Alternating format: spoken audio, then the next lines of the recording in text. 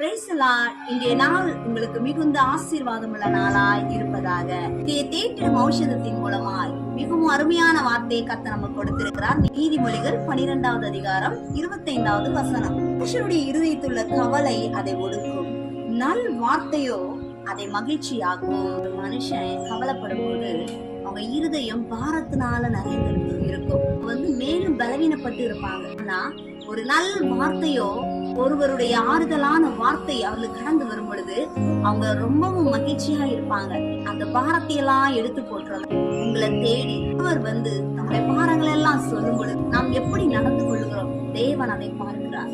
இடத்துல வருகிற ஒரு ஆத்துமா தொய்ந்து போய் மனவேதனை வரும் பொழுது அவர்களை விசாரிக்கிற முறை எப்படி இருக்கிறது? உங்க வாயிலிருந்து வருகிறதான ஒரு நல் வார்த்தையானது அவங்கள மகிழ்ச்சி உள்ளவர்களாய் மாற்றும். இப்படியாய் நாம் விசாரிக்கிறவர்களாய் இருப்போமானால் கர்த்தர் உங்களிடத்துல பிரசன்னமாய் இருக்கிறார்.